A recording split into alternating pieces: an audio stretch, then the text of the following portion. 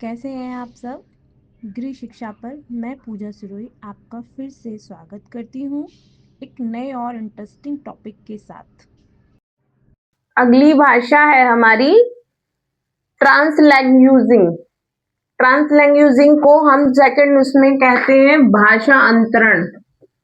इसे हम भाषा अंतरण का भी नाम देते हैं, या कई बार पूछ लिया जाता है भाषा अंतरण क्या है, ये ट्रांसलैंग्वेजिंग क्या है। दोनों तरीके से इसमें क्वेश्चन पूछ लिया जाएगा। ठीक है, अब इसका जो मोटे तौर पे मैं आपको बता दूं कि एक भाषा से दूसरी भाषा में जाना। ठीक है, एक भाषा मैंने लिख भी दिया है, एक भाषा से दूसरी भाषा में जाना। ठीक है, भाषा अंतरण।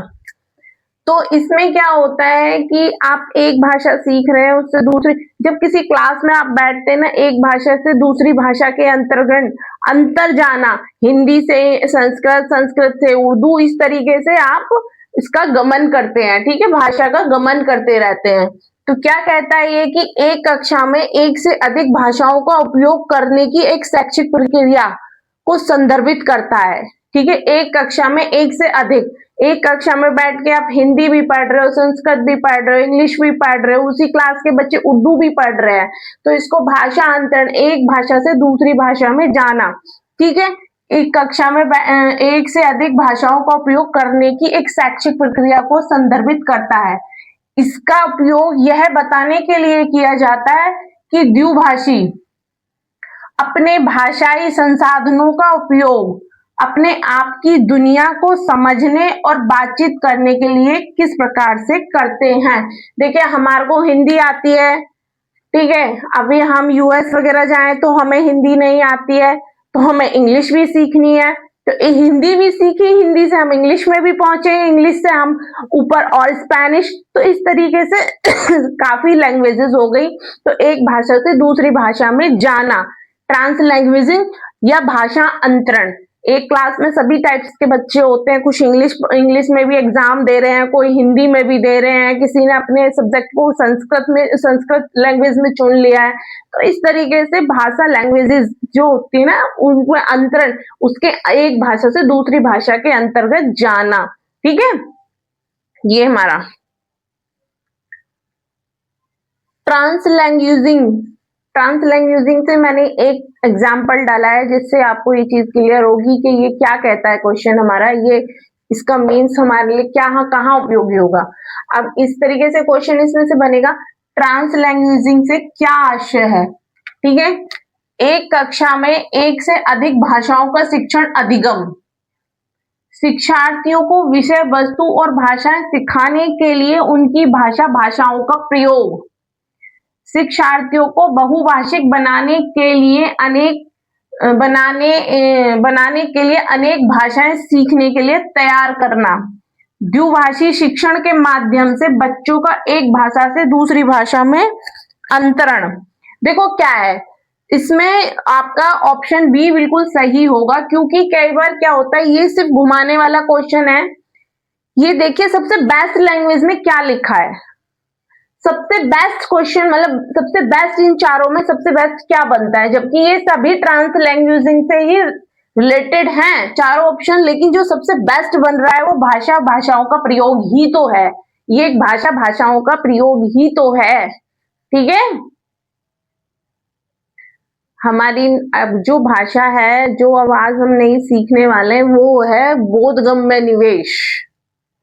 बोधगम्य निवेश, ठीक है, कंपेरिहेंसिबल इनपुट। बोधगम्य निवेश हमारा क्या कहता है, देखो एक लेवल से दूसरे लेवल, यानी एक लेवल छोटा उससे ऊपर उठने के लिए। ठीक है, इसमें हम आपको समझेंगे धीरे धीरे। एक कहते हैं कि जब हम किसी बच्चे को, जो उसका स्तर है, जो बच्चे का स्तर है, उससे नीचे का कोई भी, उससे मतलब उसके लेवल से नीचे का कोई क्वेश्चन सॉल्व करने को लिए दे दे, तो वो फटाक से कर देता है।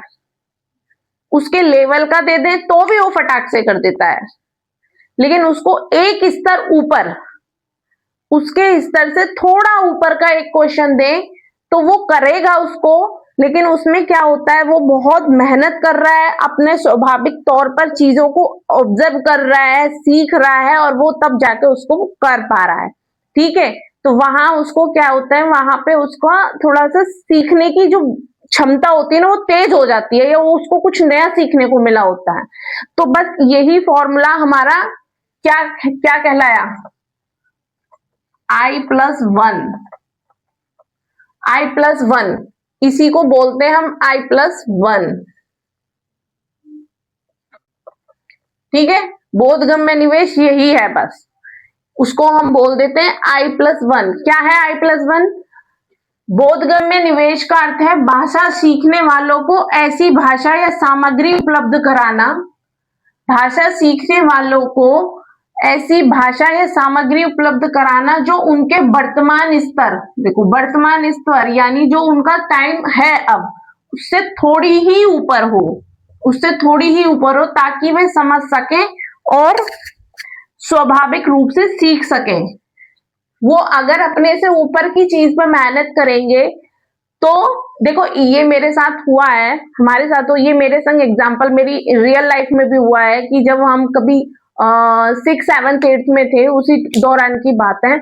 तो हम मैथ में, मतलब मैथ में बहुत इंटरेस्टिंग थे हमारे टीचर, हमें मैथ कराते थे और हम क्या करते थे, टाइम से पहले एक चैप्टर उन्होंने कराया, हम अगला खुद कर लाते थे। हम सोचते रहते थे कि आज हमें अपने आप करना है, मतलब एक सरप्राइज देना है अपने टीचर को। फिर क्या हुआ, हमारा टाइम से पहले जब सिलेबस कंप्लीट हो जाता था तो मेरे भाई, मेरे कजिन वो बड़े थे, क्या होता था, उनकी बुक लेके सर हमें हमारे क्वेश्चन निकाल के दिया करते थे और हम उन्हें भी निकाल देते थे, क्योंकि क्या होता था कि हम अपने आप सीखने की इच्छा हमारे अंदर जागृत हो रखी थी। तो हमने क्या किया, उनके जो बुक्स थी हमने वो भी कंप्लीट, मतलब कोई भी क्वेश्चन हमें अगर हमारे ऊपर चैलेंजिंग होके आ रहा है ना, तो हम उसे करेंगे, जरूर करेंगे, क्योंकि हमें अपने आप को साबित करना है। इसलिए हमारी जो स्वाभाविक क्षमता होती है ना वो तेज हो जाती है। इसको ही हम I+1 का फॉर्मूला बोलते हैं। ठीक है, तो ये हमारी रियल लाइफ से जुड़ी हुई चीज है, मेरी तो है। अगर आप लोगों की है तो प्लीज मुझे कमेंट में बताना जरूर कि क्या कि सबके साथ ऐसा हुआ है या नहीं हुआ है। मेरे साथ तो हुआ है। ठीक है, तो सीख सकते हैं, स्वाभाविक रूप से सीख सकते हैं। यह भाषा अधिग्रहण के लिए एक महत्वपूर्ण सिद्धांत है। ठीक है, ये क्या है, हमारा I+1 का फॉर्मूला। I+1 यही हमारा बोधगम्य निवेश है। ठीक, चलिए इस बोधगम्य निवेश को एक एग्जाम्पल के तौर पे देख लेते हैं। इसमें से मतलब जो क्वेश्चन हमसे पूछे जाते हैं, मैंने उन्हीं में से एक क्वेश्चन निकाला है, देखते हैं उसमें से कैसे क्वेश्चन बनता है। ये कहता है बोधगम्य निवेश I+1 का अर्थ क्या है, ये मैंने आपको अभी क्लियर कराया था। ठीक है, ये कहता है विषय वस्तु सामग्री शिक्षार्थी की योग्यता के स्तर से थोड़ी ऊपर होनी चाहिए। ठीक है, शिक्षार्थी बेहतर निष्पादन कर पाते हैं जब उन्हें अपने स्तर के ऊपर वाले शिक्षार्थियों के साथ सीखने का मौका दिया जाता है। ठीक है, शिक्षार्थियों को अपना लक्ष्य निर्धारित करने के लिए अधिगम के सबल तथा कमजोर पक्ष को पहचानने की आवश्यकता है। शिक्षार्थियों को स्वतंत्र रूप से कार्य करने के लिए पुनर्बलन प्रदान करना चाहिए। देखो मैंने बताया था बोधगम्य निवेश क्या है।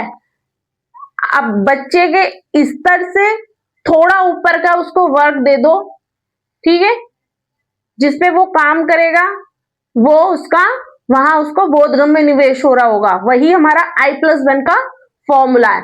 तो यहाँ सबसे पहला ऑप्शन हमारा ठीक है, विषय वस्तु सामग्री को शिक्षार्थी की योग्यता के स्तर से थोड़ा ऊपर दो। ठीक है, यह हमारा पहला राइट ऑप्शन है।